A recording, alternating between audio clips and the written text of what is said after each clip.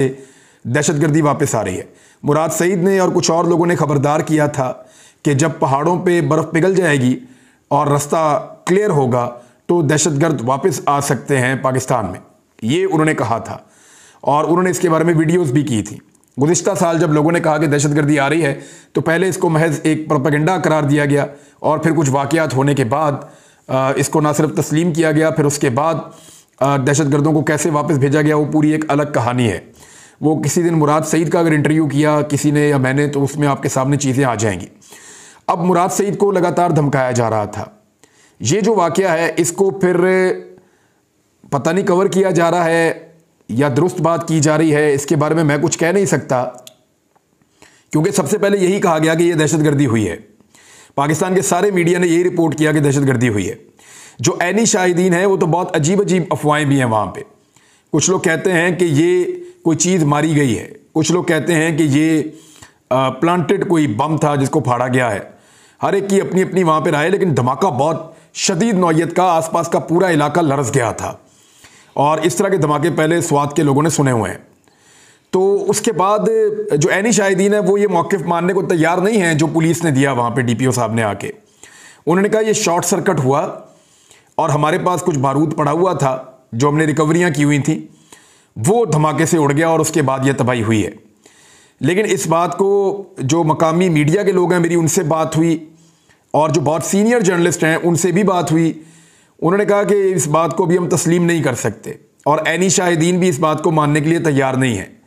बल्कि जिस वक्त ये इंटरव्यू उनका चला डीपीओ का तो उसके बाद नीचे फौरी तौर पे जो लोगों के कमेंट्स आ रहे थे आसपास के इलाकों के और स्वात के ख़ास तौर पे पेजेस के ऊपर, वो यही थे कि ये छुपाने की कोशिश की जा रही है। वो ये कह रहे थे, हो सकता है कि वो ठीक बात कर रहे हो लेकिन अभी कंफर्म कुछ नहीं कहा जा सकता। लेकिन ये जो एक पैगाम मुराद सईद को मौसूल हुआ, मुराद सईद को एक पैगाम मौसूल होता है फौरी तौर पे और इस धमाके के बाद 8:20 पर यह धमाका होता है। उसके बाद ये पैगाम मुराद सईद को आता है। मुराद सईद इस पैगाम को ट्विटर के ऊपर शेयर कर देते हैं। ये पैगाम मुकम्मल नहीं है। मुराद सईद ने जितना पैगाम ट्विटर पे शेयर किया, ये 47 सेकंड की एक ऑडियो है जो उन्होंने शेयर की है, लेकिन इसका जो बाकी हिस्सा है वो उन्होंने शेयर नहीं किया और वो शेयर ना करने की वजह मैं आपको आगे चलकर बताता हूँ। लेकिन ये पैगाम आप देखें कितना खौफनाक है कि जी साहब, आप पहले दिखाई नहीं दिए, वरना पहले निशाना तो आपको बनाना था और इंतज़ार करना था। तुम अगर सीटीडी तक पहुंच सकते हैं तो तुम तक भी पहुंच जाएंगे, इस किस्म की धमकी दी गई है। मुराद सईद से मेरी बात हुई है तो ये जो डिटेल पैगाम है वो ये कह रहा है कि वो मुराद सईद का इंतज़ार कर रहे थे। वहाँ स्वात में उनको आइडिया था कि ईद पर मुराद सईद स्वात आएंगे तो उनके ऊपर अटैक किया जाएगा, लेकिन मुराद सईद स्वात नहीं गए और फिर उन्होंने ये सीटीडी पे अटैक किया। ये कोई 100 मीटर के फासले पे है।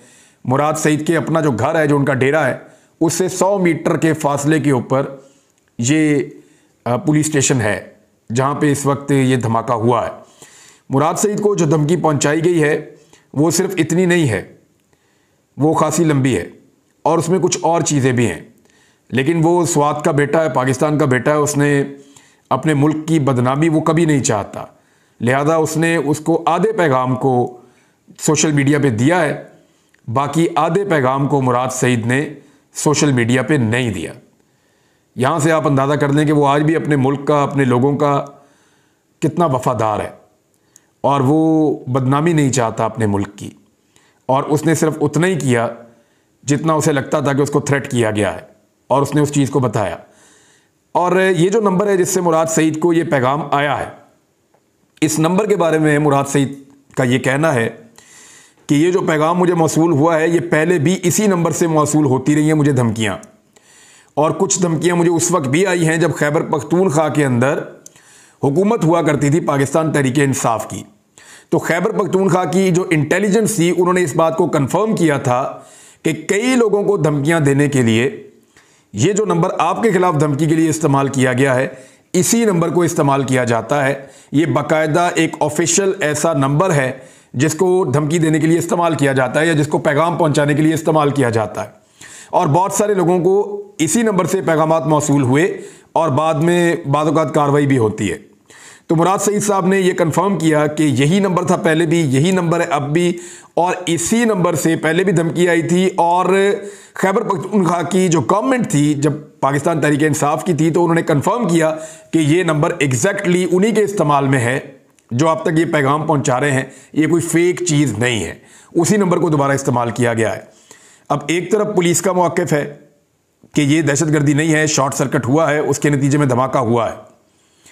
एक तरफ मुराद सईद को आने वाला पैगाम है जिसमें पैगाम भेजने वाले का मौक़िफ़ है कि ये उन्होंने किया है और वो मुराद सईद को मारना चाहते हैं। अब ये दो मौक़िफ़ अलग अलग आ गए। बजाय इसके कि मुराद सईद को सिक्योरिटी फराहम की जाए, बजाय इसके कि उसको तहफ़्फ़ुज़ फराहम किया जाए, वो एक मजबूत आवाज़ है दहशतगर्दी के ख़िलाफ़, लोग उसकी आवाज़ पे बाहर आते हैं और एक यकजहती की अलामत है। वो दहशतगर्दी के ख़िलाफ़ है, तरक्की पसंद नौजवानों में से एक है, लोगों को इकट्ठा कर सकता है और हमेशा से पाकिस्तान और पाकिस्तान के इदारों के साथ खड़ा रहा है और हमेशा पाकिस्तान की साइड से बात करता रहा है, पाकिस्तान के ख़िलाफ़ होने वाले तमाम प्रोपेगेंडास का मुंह तोड़ जवाब भी देता रहा है।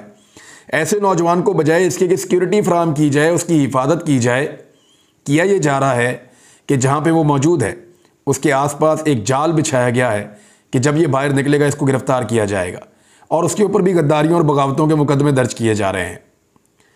अब ये रियासत कहाँ ले जाना चाहती है लोगों को और कहाँ पहुँचाना चाहती है लोगों की सोच को, और इस्टेब्लिशमेंट के ख़िलाफ़ मज़ीद कितनी नफ़रत पैदा करना चाहती है और इस्टेब्लिशमेंट भी ख़ुद अपने लिए मज़ीद कितनी नफ़रत समेटना चाहती है, मुझे बिल्कुल समझ नहीं आ रही।